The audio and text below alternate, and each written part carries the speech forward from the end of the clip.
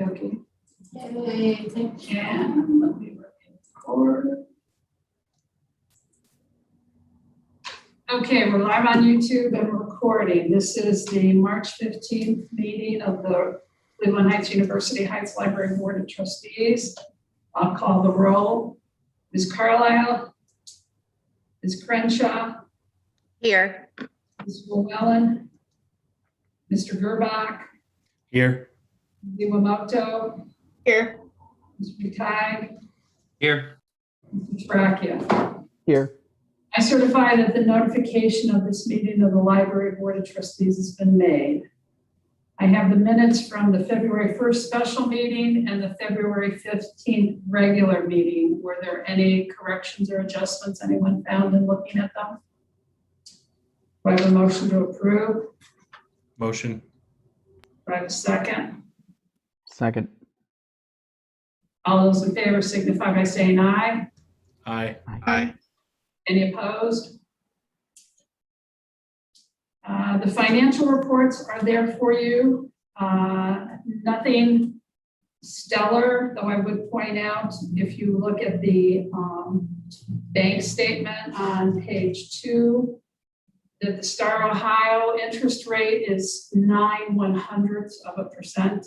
It's not much lower that it can go, though in 2015 it was that low, so we're not making much money on that.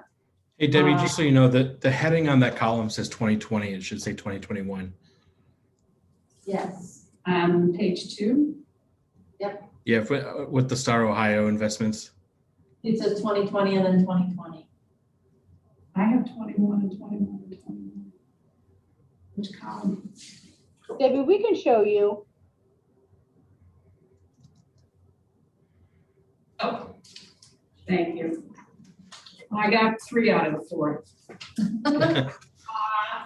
The next page that shows the comparisons of the previous Februaries. Right now, we're down $248,000 on tax advances. I got on Friday the final tax settlement for this first half of the year, and we're down $103,000 from last year. Not significant. It could just be that people paid late, and we usually get a settlement in June before they open up the second half taxes that they would give us some money. If you look at page 4, that shows the comparison to this year's tax advance.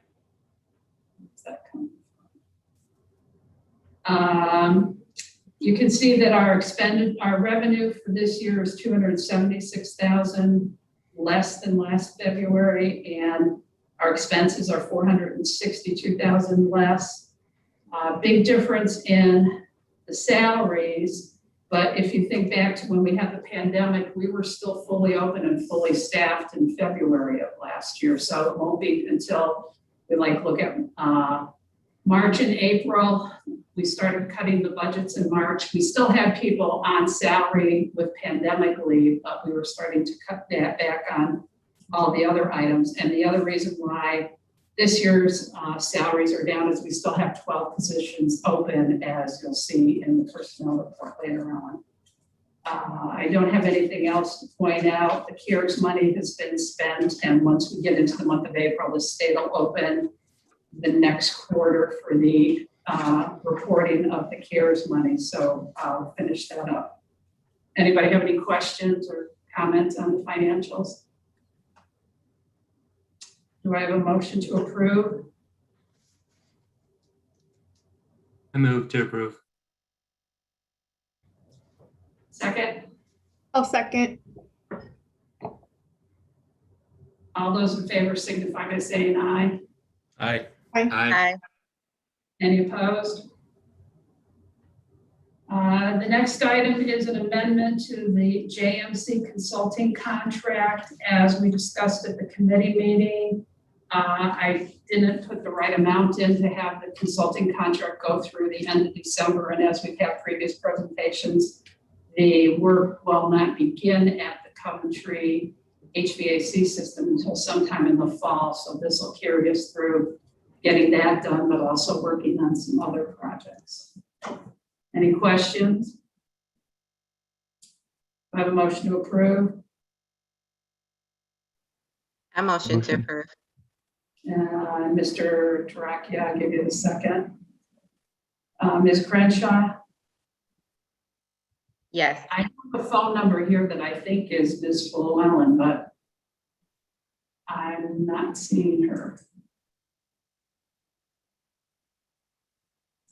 She just texted me and said she's trying to sign in now. I don't know. I had to put my email in to sign into the Zoom. It was some. That's Oh, why okay. So did I. Okay. Zoom is not behaving nicely today. Okay. So I just sent her the link, so hopefully she'll be able to get signed on. Okay. Mr. Gerbach, Yes. Ms. Iwamoto, Yes. Mr. McTighe, Yes. Mr. Toracchio. Yes. Next item is the expenditure from the technology fund for $58,737. As we discussed at the last meeting, at the committee meetings, that this is an annual expenditure. Normally, Mr. Hoffman only purchases computers one time a year when he's buying 40 of them. That takes a while to get them formatted and out in circulation. This is still almost $10,000 less than what's appropriated in the technology fund and significantly less than the cash that is available in that fund. Does anybody have any questions? Do I have a motion? A motion. Do I have a second? I'll second. Thank you.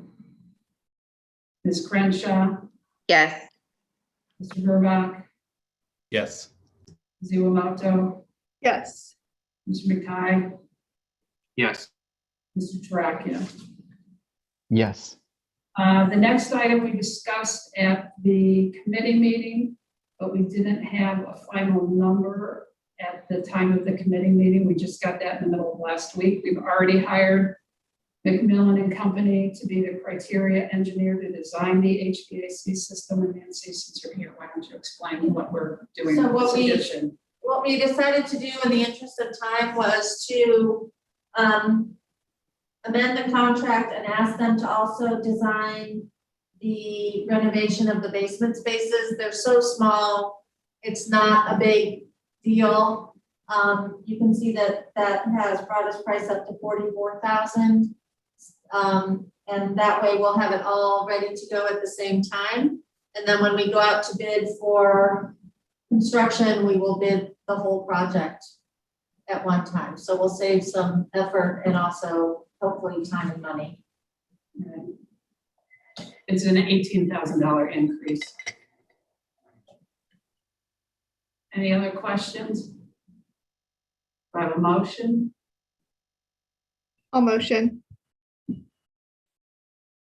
And Mr. Toracchio, second. Ms. Crenshaw, Yes. Mr. Gerbach, Yes. Ms. Iwamoto, Yes. Mr. McTighe, Yes. Mr. Toracchio. Yes. Would you like to? Yes. Before we go on to the next thing, I just saw an email from Patty. She is the phone number that we see at the bottom of the screen. Okay. So unmute her. She's trying to get in, but she's also had Zoom issues. So I got an alert about the email and I took a look and it was her. We're trying to unmute her. There. Patty, can you hear us? I can. Can you hear me okay? Yes. Yay. Okay. Very good. Everyone's having Zoom issues tonight. Yeah. Thank you. Okay, one Yep. review. So, the staffing update, we have one new resignation this week. And that is Amy Gerson, who is our assistant finance person, was going to retire in April, but she has decided to retire in 2 weeks. She's had a lot of family issues and we want her to go and be well and take care of the people who need her, so we're going to accept her resignation. The good news is that we've already been conducting interviews for her position, and I can give you some news about that at the next meeting. We'll have that filled. That's the most recent. Then the rest of this report, we have many openings we're trying to fill. We're cruising through those in timely fashion. So we will have a lot of updates for the next board meeting. We'll have a number of new candidates to tell you about. Some of them internal, some of them external. So that will be good. Yeah, I won't go into it any more than that. I think that's. Do you have anything from the Friends? No, the Friends have been having their bag sales on the first Friday. And it's a little slow, but people are getting the word out, and I'm sure they'll start to pick up again as the spring progresses. Ms. Llewellyn, you joined us just at the point of the meeting with the president's report. Do you have anything you? Great. No, don't Okay. change that anymore, how we sign in. I don't know any password by heart. We don't know what happened. That's why Nancy's here. She had the same kerfuffle. We all had, yeah, so. That's okay, though. I just couldn't quite get in, and I just did a reset, so Okay. thank you. But no, I don't have anything to add. So we've just celebrated our 1 year of COVID at the library along with everyone else. And we are happy to say that we are getting things back little by little to normal, or whatever that is. We have extended our computer times to 1 hour. Curbside delivery will be now past 7. It will go later, as late as it is light out. We And- extended it to 8:30 at all locations, just so that we didn't have to keep making changes for the public. Of course, we're telling staff to exercise a lot of caution if they have to go outside after it's dark, especially at Coventry, where they have kind of the longest walk out of all of our branches. But of course, the traffic does typically die down after people get off work and come by. But we still do have some customers, and we can serve them till 8:30, and then we need staff to come back in to get ready to close up at 9. Thanks, Kim. So we're hoping to get all of our hours back in May. We have a big meeting on Friday with the managers to talk about what they need in order to get that done, and what we're bringing back and what we're still gonna keep on a COVID restriction. There are just a million little details to work out, so we just want to make sure we're all on the same page. And hopefully by our April board meeting, I'll be able to make an announcement of when we're going back to regular or pre-COVID hours. I don't know if you saw that the 1619 project was featured in American Libraries. Very excited for John. Kim arranged that for us. And I think we're going to be entering that project into a number of contests because it's just been so amazing. And I don't know if you saw the next program he's doing, he's just getting all these experts from all over the country, and it's fascinating. We are going to be handing out from the state some COVID test kits to an individual. They can take home and do from their home and log into a telemed appointment and get the results read. Mostly that's for people who need to fly or need a negative test to go back to work. It's not really, the idea is not necessarily for someone who feels sick. But if they do, they can get one as long as they send someone else to pick it up and stay at curbside. They're not to be done in the library. Skipped your noble meetings. Pardon me? Your noble meeting. We did have our noble meeting, our first one last week. We had about 22 people. It went really well. There were lots of questions, and we have 12 people signed up for next week, but we think that after tonight, we may stir a little more interest. So as we get through the rest of our business, you'll see how that goes. I think there are about 14 people signed up for next week. And there's been a lot of activity on our end, so hopefully we're gonna get that project moving.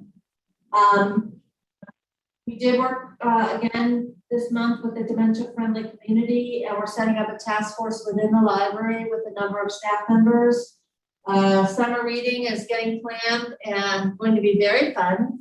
Tales and Tales for the little kids, and I forget what it is for teens, I never remember. But we are gonna be traveling to the schools, different summer camps, and we just learned that the school is not gonna have their own summer reading program, they're gonna use ours. So all students will be asked to participate in the library summer reading program. And then they'll bring back their record from Beanstack to their teacher to show that they did it. And we're very excited about that. Patty, did you want to say something?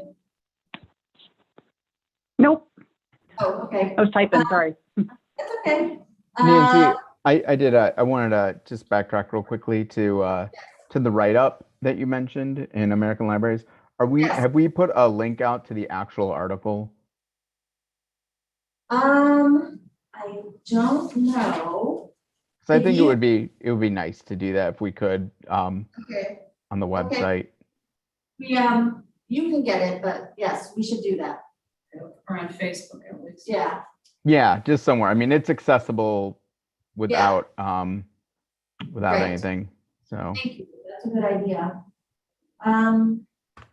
The foundation is going to participate in a National Library Day of Giving on April 7th.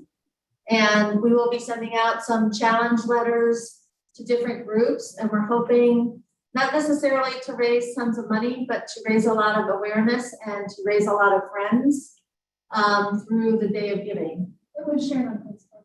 It was shared, oh, thank you, Cheryl. Okay, the link was shared on Facebook and social media, Vicus, but we could also put it on the 1619 page too. So anyway, the Day of Giving is coming up on April 7th. I had a lot of activity today. We're setting up a donation portal on the foundation website, and we will be challenging all of our associated boards. So you will get a challenge letter, the friends will get a challenge letter, and we're just asking for 100% participation, and it can be as little as $10. So we hope that you'll join us. I did explain the whole ad scope to the HVAC project in my report, but I don't need to do that. Cheryl, in her report, she shared with us the beautiful cover of the UH Mosaic magazine that featured Amia Wheatley and talked about Black History Month and had a bunch of resources in it. Great article and a really nice picture of Amia, so that was fun. And also, there was a lot of traction for Pat Gray's retirement and Maggie's arrival at Coventry. And we're working on internal signs for returning to services. There was a lot of government activity this month. The most important one for all of us was the COVID relief package that passed through, squeaked by in the Senate. There is some library money in there to the federal IMLS program, and we're hoping that some of that will come our way. We're also very excited about the national, I think it's HB2, which is the Broadband Act, and we hope that that will also help more people get access to Wi-Fi. I always post things on my own Facebook page about we need municipal Wi-Fi, we need universal Wi-Fi. To me, it's sort of like electricity. There was a time when everyone didn't have it in their homes. They didn't have plumbing either, but now most people have both. So hopefully someday Wi-Fi will be just as ubiquitous. It'll be everywhere. And OLC is working on the biennial budget bill, and they keep having meetings to talk about their progress and their testimony. There's another one coming up in a couple of weeks, and I can share that with you in case anybody wants to listen in. I know Ty said that he wrote to Janine Boyd. Thank you very much, Ty. I bumped into her at the gas station. We were both getting gas. And I said, "You're gonna support libraries, right?" Like yelling across. And she said, "Yes." Which is nice when you see your representative in the gas station. So that's about all I have to report. We'll talk about some other things a little later. Kim, All right. The beginning of the February public service report begins on page 17. Again, we're still doing what we've been doing, trying to do those programs that we can via Facebook or Zoom. Everything's in there. I didn't actually do the highlighting, and I apologize. The highlights are not highlighted, but they are there for you to read. I know we have a lot of other things to get to, so I don't want to take up a lot of time. But in the interest of all of the EDI issues that we are focusing on, in addition to 1619, during the month of February, we had a nice combo of local history as well as looking at the book Resisting Segregation, and which was focused on the Cleveland Heights area in the late 60s and through 1976. So that was a popular program that reached 40 people, which is great during the time of COVID, during February, when it's winter, and we don't always get a lot of numbers of programs. So that was really nice. That was hosted by our local history librarian, Jessica Robinson. So it is nice to see that we're expanding on 1619 with some other kinds of programs and projects. Continuing education department is getting a lot of participation with their Facebook app, not happy hours, but appy hours, which they've been doing since this summer. They had 4 events during February, and they racked up 356 views, which is great. They're getting traction and a lot of repeat customers as well. So that's been a successful series that will probably continue on during this time. Other highlights are throughout the report. You can take a look. If you have any questions, let me know, or maybe you have something right now I could answer for you. Still a thinner report than you were seeing a year or a year and a half ago. All right, continuing on, the circulation percentage breakdown is on page 21. We're seeing similar statistics. Physical circulation had a little bit of a bump in February. That might have been because we opened back up so customers could come back in and browse, and so they could get materials on their own. So it was very slight. It was a little more than a 2% increase in physical circulation. The other thing I keep reminding everybody is RB digital stats. After March should go away. Everything should be folded into the Overdrive platform. So right now a customer can still access RB digital products through the links that we have. But I was given information that after March 31st, those would go away, and customers that want to access the RB digital line, and that includes Acorn, Great Courses, Stingray Quello, those different, very uniquely named services, customers will have to get those products through the Overdrive platform. So we'll see that go away very soon. I'm going to check it again in April just to make sure, but after that, I don't imagine we'll have that separate line anymore. And of course, RB Digital was always a small, slightly less than 1% of our total circulation. So it's just going to boost Overdrive a little bit more. And then finally, Canopy stays around 1%, a little bit more, but their total numbers really have been increasing. And I noticed that I'm going through my Canopy money a little bit, or not a little bit, but much faster than I was even a year ago. So customers are really learning about it. I know some staff members are big fans and they talk it up to customers. So we're seeing the total numbers increase. And we've had that. Yes, Max, it is super cool. I've gotten on, I haven't used it a lot, but yeah, very unique titles that cannot always be found in something like Hoopla, which is sometimes a little bit more popular materials through Hoopla. So we need them all.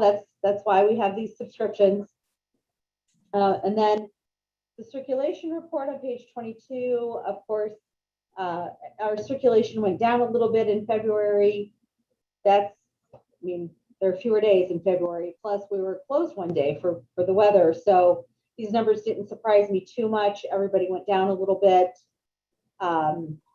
We do have integrity with our visitor numbers though, which is on page 23. So again, they certainly look much thinner than we're used to, but we have people coming back into the buildings, and we have been noticing that. Certainly not what it used to be pre-COVID, but hopefully if we can even get back to the numbers that we saw this fall when we were opened back up a little bit more with browsing and computer appointments, we'll start to see healthier numbers in March and April.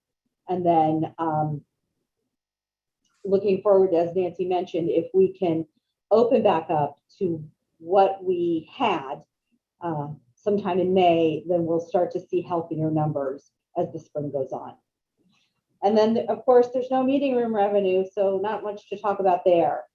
I don't have anything else. Does anybody have any questions I can answer? We could talk about Max's love of Hungarian films. I see that in the chat.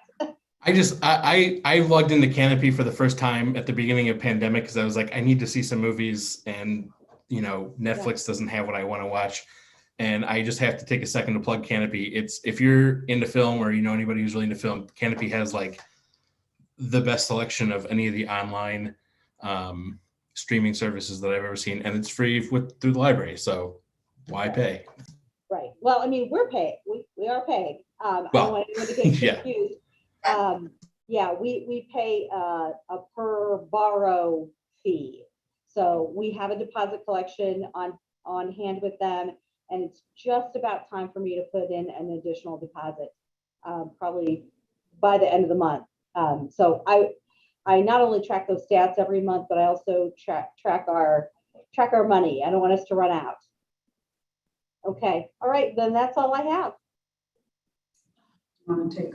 Sure. So number 8 on the agenda is unfinished business. And tonight we have exciting unfinished business. We have signed our half of a purchase agreement with the Noble Presbyterian Church on Kirkwood Road and Noble Road, right next door to the Noble Library. And our job is to purchase that building and hopefully make room for an addition to the Noble Library. We did a survey in February. We have listened to the public participating in one meeting. We're having another meeting on Monday night, and we are going to hire probably in the next month an architect just to help us with the visioning phase of the library. He might be very familiar to some of you.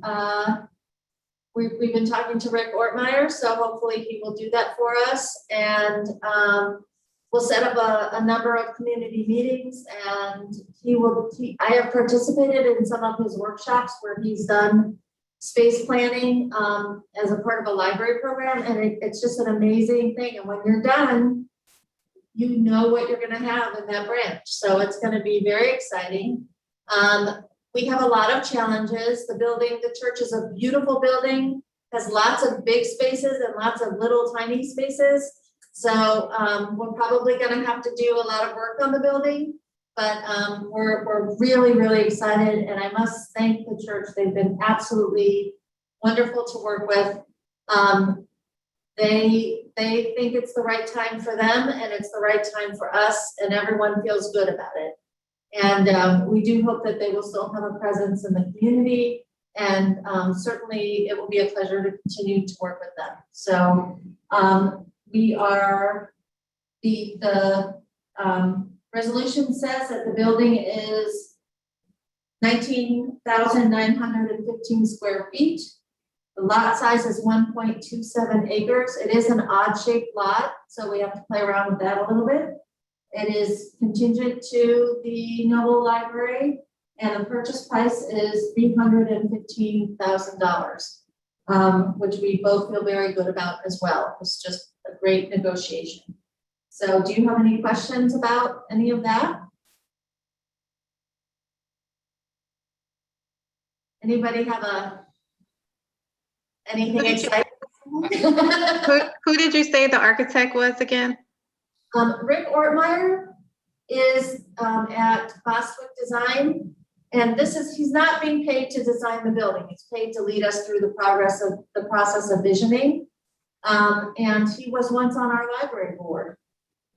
So that's why I was kidding around that you may know him. He's also been on a lot of national library committees and very, very familiar with libraries all over the world and in Ohio.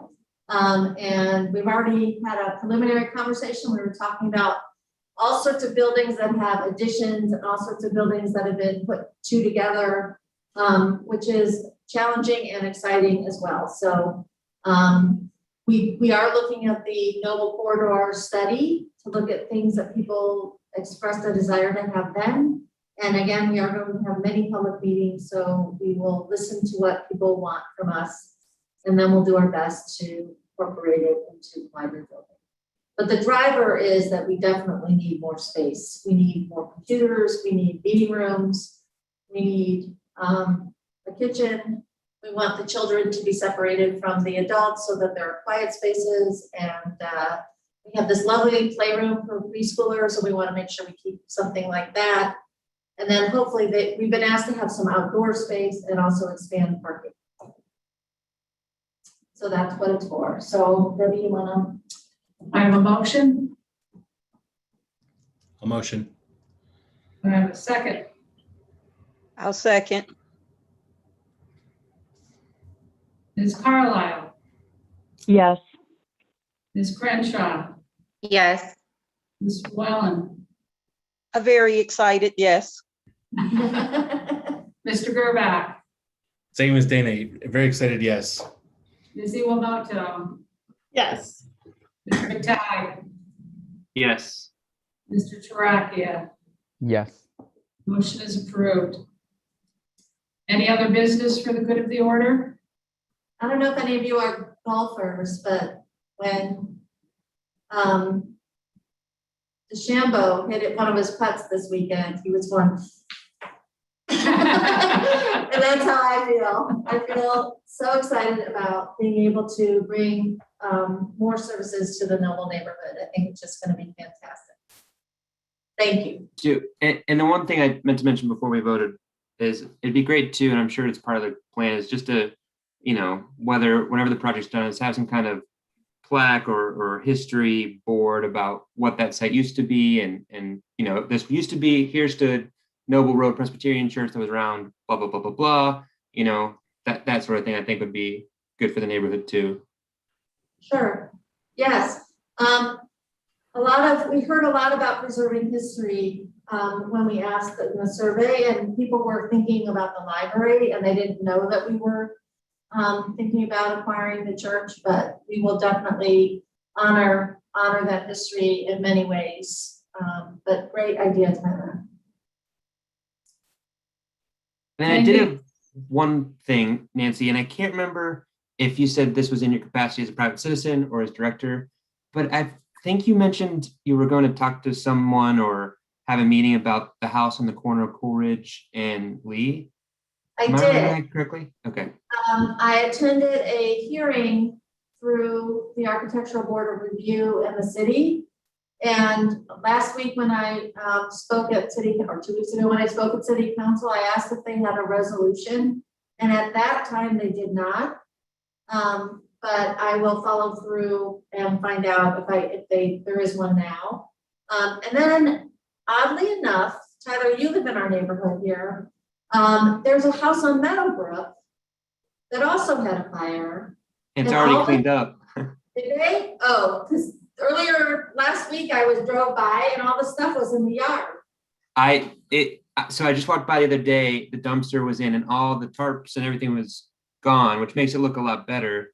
And it reminded me about the one at Coolidge, because as kids, kids are always kind of playing, Right. walking through that area. that looks like a fun play zone if I'm an 8-year-old, and just, it screams Right. danger to me.